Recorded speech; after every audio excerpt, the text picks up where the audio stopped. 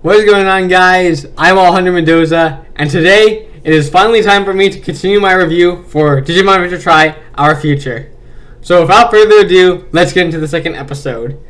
Now, the episode starts by picking up where we left off with Ordinamon appearing in the real world, and her entrance just leads to chaos ensuing. You've got people evacuating, you've got the military sending choppers to attack her, and then out of nowhere, there's also evil Jedi who's just monologuing and saying things like, "This is just as I planned," and "This is a rotten world." And something else to note is that Jedi is also acting very cocky and somewhat, I guess, flamboyant in a sense, because throughout this episode, he just is really enjoying mocking the digidestined homeostasis. And I know he's done this before, but this time it's a lot more outlandish and childish.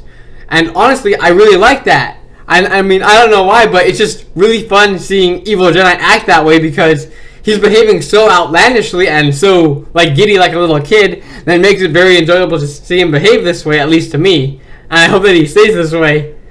And as Jedi is going through his monologue, he's also telling Ordinamon to destroy everything and to dance, which, Ordinamon's already doing a good job of destroying the city with little effort, since Ordinamon is causing all the buildings to disappear just thanks to her evil, basically. And, eventually Ordinamon comes face to face with the Digidestined minus TK and Kari, and they all prepare to fight Ordinamon. And, I mean, this fight scene, it's okay. I mean, you have the Digidestined having their Digimon go to Ultimate, which is just, really useless against Ordinamon, because Ordinamon just, completely wrecks them by, rushing past them.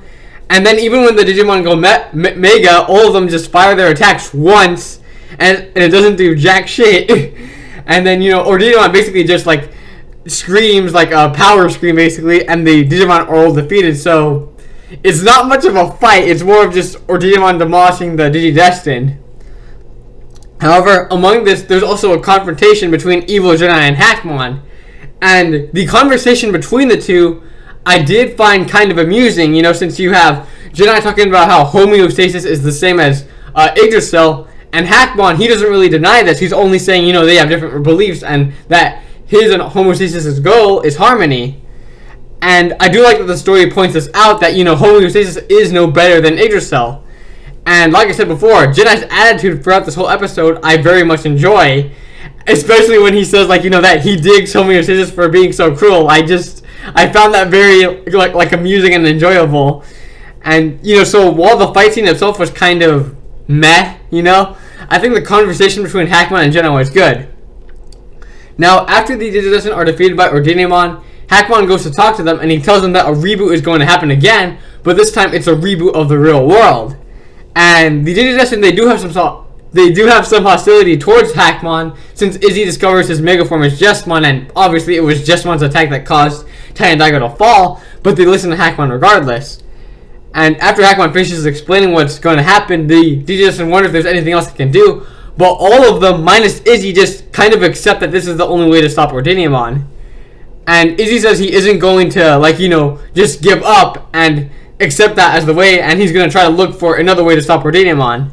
And you gotta admire that about Izzy, because even though the other Digidestined, are basically accepting that, oh, this is the only way, he's not. He's still searching for another way to do it, and I really like that. That shows his strength of character. And after Izzy leaves, Hackmon asks Mako to lure Ordinamon to the ocean, to which she accepts, and the Digidestined then proceed to recuperate by resting and giving their Digimon food. And as they're eating, Agumon talks about how he has to be ready for when Tai returns, and the others aren't really sure what to say, but Tentamon says that they need to have faith that Tai and the others will return. And this just, obviously reflects how strong a bond that Digimon have with their partner, which, I mean, we've seen before, but it's still very nice to see. And following this, the screen then pans out, and we are taken back to the digital world. And there, we see Tai waking up, and he finds Daigo badly wounded. So, with this scene, I have several questions, which, I will get through as I talk about it, but first off, Daigo is basically on the verge of death after the fall he and Tai had, and yet Tai doesn't have a scratch on him. Tai experienced the same fall as Daigo, literally the exact same fall, and he doesn't have broken bones, gashes in his body, or even a cut on his cheek. So, how the hell did Tai not get hurt in the slightest while Daigo was on the verge of death? Likely answer, it's because he's the main character, damn it, and we can't have the main character all messed up.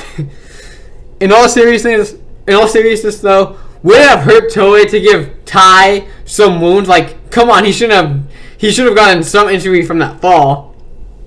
Anyway, after this, Daigo then asks where they are, to which Tai responds that he doesn't know, but he says that they're probably in the digital world. And after this, a computer turns on, and it's revealed that they're in some kind of laboratory or something else along those lines. And there is a window with capsules on the other side of it. And Tai looks for the window, and when he does, it is revealed that the people inside those capsules are Davis Motobiya, Yoli Inoue, Cody Hida, and Kenichi Joji. The O2 Digidestined are back, y'all! And we only get to see their silhouettes. Nope, that's fine. That's fine. I was already prepared for this, thanks to the spoilers, so it's fine. Would it have killed you, Toei, to just let us see actual detailed versions of the characters? Like, you really couldn't spend a little more money to animate Davis and the others beyond silhouettes? Like, I can't believe you've done this.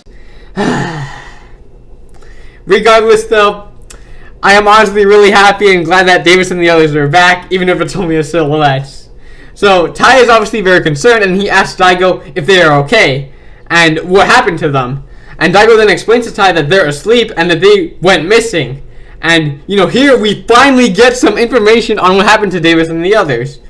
So, Daigo explains that Maki made him keep this as a secret from Tai and the others, and he explains that Davis and the others discovered Yggdrasil's plan, and they were taken out because of that. So, it's a pretty basic explanation, and, there wasn't any need for it to be complicated or convoluted. And while it doesn't explain entirely what happened, I really don't care. We finally learned at least partially what happened to Davis and the others, and a basic, simple explanation is fine. But I do still have a few minor nitpicks. First off, how would Tai and the others not notice 4 of their best friends missing? That is what is implied here, and I know that maybe there's some explanation for this, like, Davis and the others moved away or something, but even if they did, they most certainly would have kept in contact with Tai and everyone else, so the fact that Tai and the others somehow didn't know that Davis and the others were missing is beyond me. Secondly, someone had to have built this lab and taken Davis and the others here. And since that is implied to be Daigo, Maki, and the organization, since Daigo knows about the 02 Digidestined being missing and seems to know about this place they are in, that means that he, Maki, and the organization would have had to have come to the digital world and built or found this lab that is underground, and then they would have just left Davis and the others there without any protection. So to all this I just explained, I just have one question, and that's why. Why would you build or use an underground laboratory to keep the O2 Digidestined alive instead of, I don't know, taking them back to the real world and getting them medical attention? Like, really? Anyway, Daigo then explains that Maki was working with Yggdrasil in order to try and bring her partner back to life, and when Tai asks him about if she reunited with her partner, Daigo says he doesn't know. And Daigo then tells us that you have to sometimes make decisions no matter how hard they are if it involves a friend. And this causes Tai to remember Mako, but this is quickly interrupted when evil Jedi appears out of nowhere. And Jedi then with a snap of his fingers, literally a snap of his fingers, causes Davis and the others' life support systems to crash. And at this, Tai and Daigo become very worried, and Jedi explains that if they want to save Davis and the others, they need to send them to the real world. But if they do that, then the structure they're in explodes.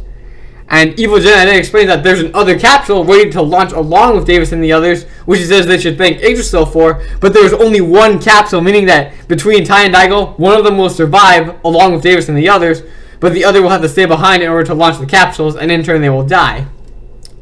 And I wonder who's going to die between Tai and Daigo. It's totally not obvious. And Jedi then proceeds to mock Tai and Daigo before leaving, and the episode ends on that cliffhanger. Now, there are 2 more nitpicks I have with this scene, and I'm sorry that I'm complaining, but I have to say something about it. Firstly, Jedi and Yggdrasil apparently knew that the 02 Digidestined were being held here, and to that I say, if they knew where Davis and the others were, why not just kill them? I mean, don't get me wrong, I don't want them to die. Davis is my favorite character, for God's sake, but since it seems that Jedi and Yggdrasil knew that Davis and the others were being held here, why not just kill them? I mean, granted, okay, they're in coma, so they can't tell anyone Yggdrasil's plan, and who knows, maybe Jedi and Yggdrasil had some ulterior motive to keeping them alive, like wanting to turn Davis and the others to their side, but until we are told something like that, it just makes Jedi and Yggdrasil seem stupid. Secondly, according to Jedi, that last capsule was apparently a gift from Yggdrasil, but I have a quick question to that. Why would you give your enemy the very thing they need to save themselves? If you hadn't done that, both Ty and Daigo would likely be dead. So why would you give them the thing they need to save themselves? It's like, damn it, Jedi, you're a really fun villain right now, but this is just really dumb. Also, in case you didn't notice, or you thought I didn't notice, along with Davis and the others, there is a fifth person in the capsule. And based on what I can tell, it looks like Jedi. So again, I'm really curious, like, is there like a whole good Jedi, bad Jedi thing? Like, did Jedi get split in two or something? Or is that fifth person in the capsule just somebody else entirely? Overall, though, despite my nitpicks with the scene, I enjoyed it. I'm really happy we got to see Davis and the others, even if it's only as silhouettes. I'm so glad we got some explanation as to what happened to them. And it was great to see Ty have concern for his missing friends, which there was a lack of throughout Try. Overall, with this episode, I thought it was fine, and as I've said, I'm very happy with what we got in it. But that is going to be the end of the video. And don't worry, the next part of my review shouldn't take 3 weeks to upload. Hopefully. So thank you all for watching. If you enjoyed the video, maybe leave a like. And if you're enjoying the content I'm producing, maybe consider subscribing. And if you're already subscribed, then thank you. You guys are awesome. And if you aren't subscribed, just thank you for watching my videos. Once again, thank you all for watching. I am Alejandro Mendoza, and I will see you later. Bye.